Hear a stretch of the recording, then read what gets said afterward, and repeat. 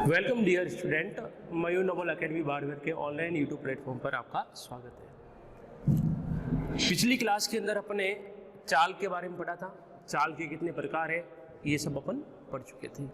आज की इस वीडियो में हम पढ़ेंगे वेग।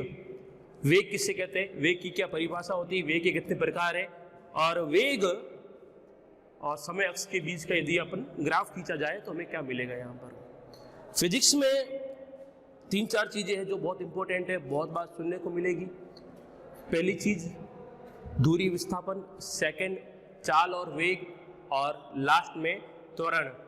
ये 3 चीजें ऐसी होती है जो आपको बहुत बार सुनने को मिलेगी। बेसिक कंसेप्ट यहाँ से लेके चलते अपन। चाल और वेग के अंदर अंतर क्या है, आपको पिछली वीडियो में बता चुके थे हम। चाल एक अदिश राशि होती है और वेग एक सदिश राशि होती है। सदिश क्या है सुन लेना। जिन भौतिक राशियों को व्यक्त करने के लिए परिमाण के साथ साथ दिशा की आवश्यकता होती है, वे सब भौतिक राशियां वेग कहलाती है या सदिश कहलाती हैं।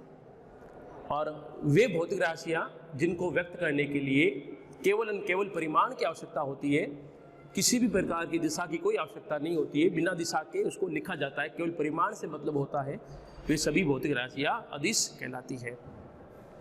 तो वेग हमारे पास क्या एक सदिश राशि होती है, मतलब वेग की दिशा होती है। जब भी क्वेश्चन में वेग आएगा तो सीधी सी बात है, आपको दिशा का भी ध्यान रखना है। दिशा का ध्यान कैसे रखना है, न्यूमेरिकल करेंगे तब आपको बताएंगे कि वस्तु का वेग किस दिशा में है, उसके अकॉर्डिंग यहाँ पर हमें प्लस और माइनस लेना पड़ेगा। यहाँ पर तो चलते हैं पहले यहाँ पर सिंपल सी परिभाषा की ओर। सिंपल सी परिभाषा की और ठीक है, देखो यहाँ पर तो वेग एक सदिश राशि होती है। वेग एक सदिश राशि होती है। चलो आगे। सेकंड, वेग की परिभाषा यहाँ पर क्या हो सकती है, तो किसी वस्तु के द्वारा इकाई समय में तय किया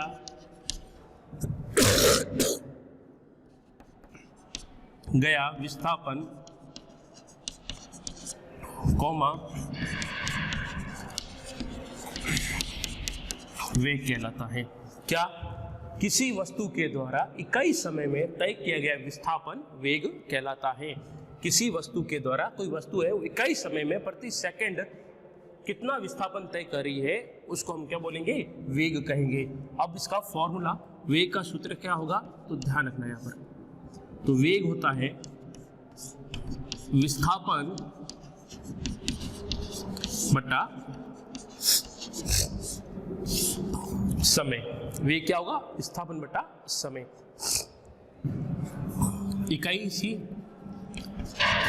इकाई, तो वेग की इकाई, विस्थापन की इकाई क्या होती है, मीटर,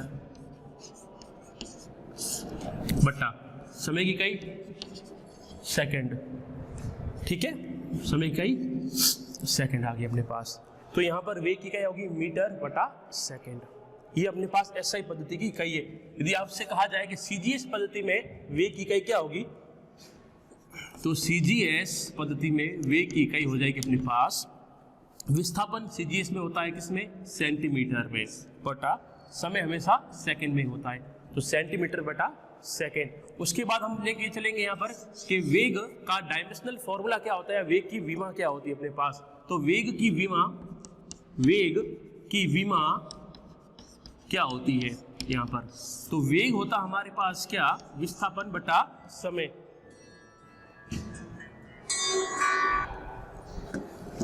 वेग की विमा क्या है, तो वेग होता है हमारे पास क्या, विस्थापन बटा समय। विस्थापन एक लंबाई है, लंबाई की विमा होती है L1 अपॉन समय, समय हो जाएगा T1। तो वेग V is equal to L1 T-1।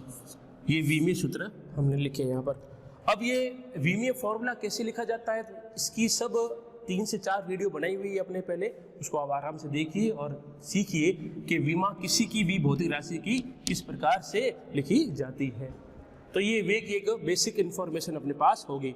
वेग का फॉर्मूला क्या है, वेग की परिभाषा क्या है, वेग की इकाई क्या है, CGS में, SI में, और वेग की विमा क्या अपने पास है। ठीक है, अब आगे अपन पढ़ेंगे वेग के प्रकार कितने होते हैं। तो वेग कितने प्रकार का, एक समान वेग, असमान वेग, औसत वेग और तात्क्षणिक वेग, ये 4 प्रकार अपने पास वेग के मिलेंगे। एक समान वेग किसे कहेंगे, जैसा अपना नाम है वैसा इसका काम है। एक समान वेग मतलब किसी वस्तु का एक ऐसा वेग जो प्रति सेकंड समान हो। अभी भी 2 मीटर पर सेकंड है, बाद में भी कितना है 2 मीटर पर सेकंड है, बाद में भी कितना है 2 मीटर पर सेकंड। ऐसा नहीं है कि अभी 2 है, बाद में 3 हो गया, बाद में 4, फिर वापस 1। इसको बोलेंगे असमान वेग यहाँ पर। तो एक समान वेग या समान वेग किससे कहते हैं, यदि कोई वस्तु प्रति सेकेंड समान विस्थापन तय करे तो उस वस्तु का वेग क्या होगा, एक समान वेग होगा। लिख देते हैं इसको।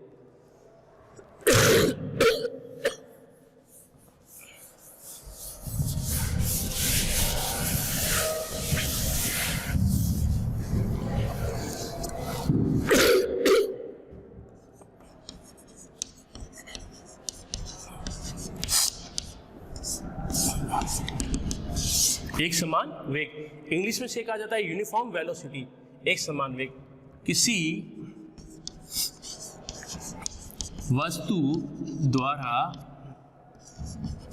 इकाई समय में तय विस्थापन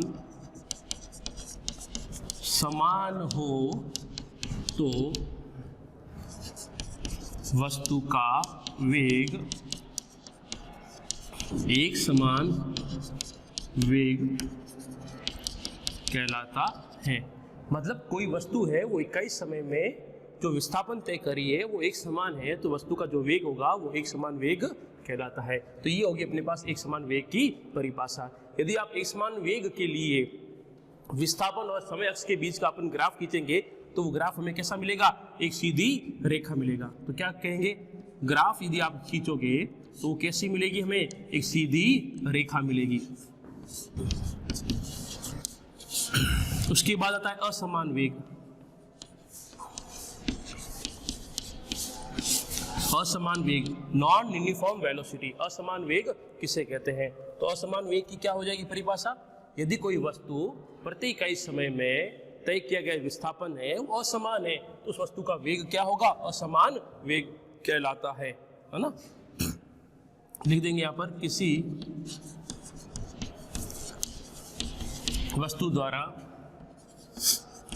इकाई समय में तय विस्थापन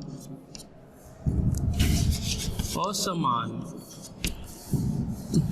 तो वस्तु का वेग क्या कहलाता है, असमान वेग कहलाता है। ठीक है, तो एक बार वापस से पढ़ना इस चीज को। वेग किसे कहते हैं, वेग के क्या प्रकार है, हमने यहाँ पर आज 2 प्रकार पढ़े हैं। कौन कौन से पढ़े हैं, एक समान वेग और असमान वेग। ठीक है, कोई वस्तु यहाँ पर ध्यान, जब भी वेग की बात आएगी तो हम इसमें हमेशा दिशा का अनुरोध करेंगे। यहाँ पर दिशा लेके चलेंगे, न्यूमेरिकल क्वेश्चन है तो वहाँ पर भी अपन दिशा, जैसे मान लीजिए कोई वस्तु है वो इस दिशा में आ रही है और इस दिशा में इसका वेग v है, और यही वस्तु यदि इस दिशा में आएगी तो इसका वेग हो जाएगा माइनस का v, क्योंकि यहाँ पर वेग क्या है, सदिश है। सदिश है तो यहाँ पर अपन दिशा की बात भी करेंगे, तो दिशा के लिए हम प्लस माइनस भी लिखते रहेंगे यहाँ पर। ठीक है, तो आज की वीडियो में इतना ही, बाकी नेक्स्ट वीडियो में करेंगे। धन्यवाद।